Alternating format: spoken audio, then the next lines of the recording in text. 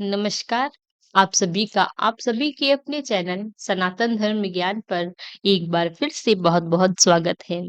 आज के इस आधुनिक युग में व्यक्ति बहुत परेशान रहता है और बहुत सी समस्याएं मनुष्य को घेरे रहती है, जो कि उसके मन को विचलित कर देती है। लेकिन क्या हो यदि आप श्री महाराज जी की भक्ति करते हो, महाराज जी के सानिध्य से जुड़े हुए हों और आपके जीवन पर धन से संबंधित कोई संकट आ जाए? कैसे उससे निजात पाई जा सकती है? तो आज के क्रमांक का मुख्य शीर्षक यही होगा। आइए बात करते हैं कैसे हम इस समस्या से बहुत ही जल्द छुटकारा प्राप्त कर सकते हैं। देखिए, महाराज जी से जुड़े हर एक अनन्य भक्त को इस बात को मैं कहना चाहूंगी कि जीवन में जो भी परेशानी आ रही है, उस परेशानी से महाराज जी आपको पूर्णतः बाहर निकालते हैं। क्योंकि महाराज जी अंतर्यामी हैं, महाराज जी आपके हृदय के एक-एक बात जानते हैं, जो कि कब कौन-सा मनुष्य किस सीमा में कितनी प्रतिशत किसको प्रदान करना है। और यह बात मैंने आपको कई क्रमांकों में बताई है, लेकिन आज की बात थोड़ी समझिए। आज इस आधुनिक युग में जहाँ हम वास करते हैं, लोग विभिन्न प्रकार के कार्य क्षेत्रों में जुड़े हुए हैं और विभिन्न कार्य क्षेत्र में होने के चलते हर व्यक्ति के जीवन की धन की जो अलग-अलग स्थितियाँ हैं, वह एक-दूसरे से बहुत ही भिन्न हैं। लेकिन ऐसा सभी के जीवन में होता है कि कभी न कभी किसी न प्रकार की आर्थिक स्थिति में उतार-चढ़ाव चलते रहते हैं।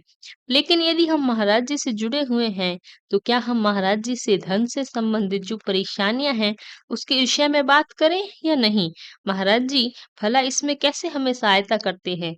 तो आज इसी क्रमांक पर हम बात करेंगे। देखिए, जब जीवन में थोड़ा-सा समय आता है, तो निश्चित तौर पर आर्थिक परेशानियों से हम जूझ रहे होते हैं। तभी हमें बिल्कुल नहीं भूलना चाहिए कि महाराज जी के सानिध्य से हम जुड़े हैं, क्योंकि जितना ज़्यादा गहराई से आप बात को अपने मस्तिष्क में घर करेंगे, उतनी जल्दी आप हर प्रकार की परेशानी से बाहर निकालने में सक्षम हो पाएँगे।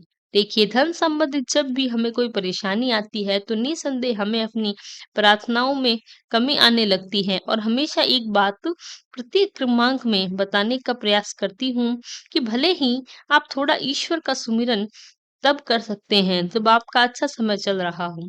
वैसे तो हर व्यक्ति को हर स्थिति में ईश्वर का ध्यान रखना चाहिए, लेकिन अवश्य मैं यही कहना चाहूँगी कि व्यक्तिगत अनुभव से जब जीवन में थोड़ा कठिन समय से आए, तो अपनी प्रार्थनाओं की संख्या को बढ़ा दीजिए। प्रार्थनाओं को बढ़ाने से आपको क्या लाभ मिलेगा? सबसे पहले ये बात जानते हैं। महाराज जी के सानिध्य में जुड़े हर एक अनन्य भक्त को मैं कहना चाहूँगी कि जब बहुत ज़्यादा कठिन समय चल रहा हो, निस्संदेह अपनी प्रार्थनाओं में वृद्धि करें। मान लें आप प्रतिदिन 1 या 2 बार प्रार्थना करते हैं, तो महाराज जी से अपनी प्रार्थनाओं की संख्या को बढ़ाएँ। बात चल रही थी कि प्रार्थनाओं की संख्या बढ़ाने से लाभ क्या मिलेगा? आपको विश्वास में वृद्धि होगी और जितना ज़्यादा विश्वास आपका प्रगाढ़ होगा, जितनी जल्दी आपके जीवन में परिवर्तन आना सक्षम हो जाएगा। अभी परिवर्तन आएँगे, कैसे क्या महाराज जी हमारी यह प्रार्थना सुनते हैं? देखिए, मैंने कल के क्रमांक में आपको अवश्य बताया था कि महाराज जी आपकी हर एक बात को सुन रहे हैं, सुनते रहेंगे, क्योंकि महाराज जी इस बात के लिए पूर्णतः अपने अनन्य भक्त को आश्वस्त कर देते हैं कि किसी भी प्रकार से, किसी भी स्वरूप में कही गई प्रार्थना को व्यक्तिगत स्वरूप में मैं सुनता हूँ। महाराज जी का सबसे अकाट्य वाक्य मैं आपको कहना चाहूँगी कि जब आप महाराज जी के छवि चित्र विग्रह के समक्ष जाकर कोई भी बात करते हैं, तो प्रत्यक्ष रूप से महाराज जी एक बात को सुनते हैं। व्यक्तिगत रूप से महाराज जी का काट्य यही है कि जब भी कोई अनन्य भक्त हमारे छवि चित्र के सामने आता है, तो वह हमें दिखाई देने लगता है। महाराज जी की अकाट्य है कि आप सोचिए कि जब आप महाराज जी की छवि चित्र के सामने जाकर प्रार्थना कर रहे होंगे, तो महाराज जी के वाक्य अनुसार आप महाराज जी को अवश्य दिख रहे होंगे और जब आप दिख रहे होंगे, तो आपकी प्रार्थनाएँ भी निस्संदेह महाराज जी तक पहुँच रही होंगी। इसीलिए मैं आपको एक बात कहना चाहूँगी कि हर प्रार्थना महाराज जी सुनते हैं। देखिए, आपके द्वारा की गई प्रार्थनाएँ किस स्वरूप में आपके जीवन में प्रवेश करेगी, यह कहना थोड़ा मुश्किल है। क्योंकि यहाँ पर हमारे किसी भी प्रकार से कोई सामर्थ्य नहीं है कि हम अपनी प्रार्थना को स्वरूप प्रदान कर सकें। जो प्रार्थनाएँ मूलभूत हैं, वह हमारे अनुभव को क्योंकि महाराज जी हमें बेहतर हमारे जीवन में विषय में जानते हैं कि किस व्यक्ति को किस स्वरूप में हमें किस प्रकार से किस सीमा में प्रदान करना है। कई बार मैंने आपको बताया है कि जब हम सारे कार्य अच्छे तरीके से कर लेते हैं, परिश्रम भी पूरी तरह से कर लेते हैं, अपने कार्य पर ईमानदारी से लगे रहते हैं, तो कभी किसी प्रकार की कोई बुरा सोच लेकिन थोड़ी बावजूद भी जीवन में थोड़ा प्रतिकूल समय भी आ जाए, यही वह समय है जब आपको अपनी समझदारी का परिचय देना है, क्योंकि आपका हृदय पूरी तरह से ईश्वर के समरूप है।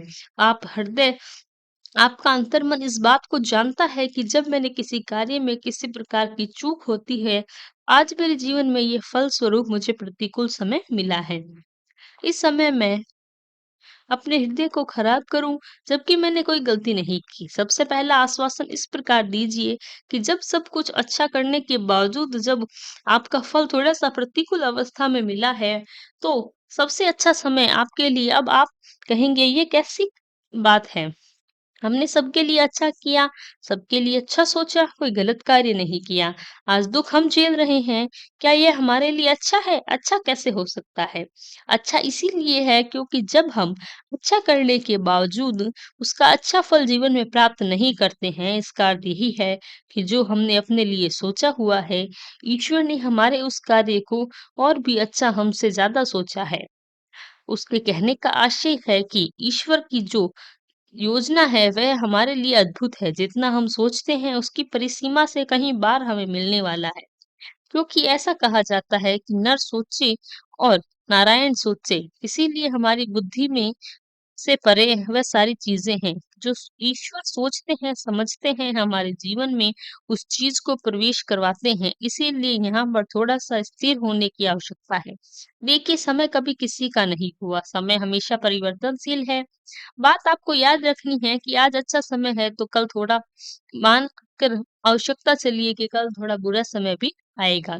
जब अच्छे समय पर हम मान करते हैं तो उस चीज़ पर हम किसी प्रकार से व्याख्यान करते हैं तो हम भूल जाते हैं कि यह समय है कुछ परिसीमा के लिए हमारे जीवन में हमें प्रदान हुआ है। एक दिन यह भी बदलेगा, ठीक यही बात जब जीवन में प्रतिकूल समय आए, तो हमें सोचना चाहिए कि यह भी एक समय है, यह भी हमेशा नहीं रहने वाला, अवश्य परिवर्तित हो जाएगा। इसीलिए थोड़ा धैर्य बनाकर रखने की आवश्यकता है। इसीलिए महाराज जी कहते हैं कि तुम अपनी सारी सोच, बुद्धि, विचार सब कुछ मुझे समर्पित कर दो। उस समय पूरी तरह से तुम्हारे जीवन पर मैं प्रभावित हो जाता हूँ और आप स्वयं सोचिए कि आप अपने जीवन के बारे में बहुत अच्छा कर सकते हैं, अच्छा सोच सकते हैं। आपके जीवन की चाबी आप महाराज जी को सौंप देना चाहेंगे। दोनों में से जो विकल्प आप चुनेंगे, आप जान सचमुच में आपकी समझदारी में चुनिए और आप सभी को यही कहना चाहूँगी कि आपके मन में भी इस बात के प्रत्युत्तर छिपा हुआ है कि यदि हम अपने जीवन की सारी चाबी, जीवन की कुंजी महाराज जी के हाथों में सौंपेंगे और महाराज जी से हम सिर्फ़ और सिर्फ़ महाराज जी की शिक्षा के अनुसार चलेंगे, तो महाराज जी जितनी भी शिक्षाएँ जन कल्याण के लिए दी है, उनके स्वरूप चलें। तो आप सोचिए कि जीवन की चाबी महाराज जी के हाथ में सौंप दी, तो वह जो भी करेंगे बहुत ही भला करेंगे। इसीलिए आपको यहाँ पर बिल्कुल विचलित होने की आवश्यकता नहीं है। महाराज जी सब कुछ छोड़ दीजिए, धन की व्यवस्था आपके जीवन में किसी स्वप्न की व्यवस्था हो, कुछ भी समर्पित कर दीजिए। आप देखिए आपसे कहीं ज़्यादा बेहतर महाराज जी आपको जीवन में देंगे। ऐसा व्यक्तिगत अनुभव है, कई सारी चीज़ें ऐसी होती हैं, मनुष्य के हाथ में नहीं होती। ऐसा कार्य ईश्वर के द्वारा ही ईश्वर के ऊपर ही छोड़ देना चाहिए। तो यही था हमारा आज का क्रमांक।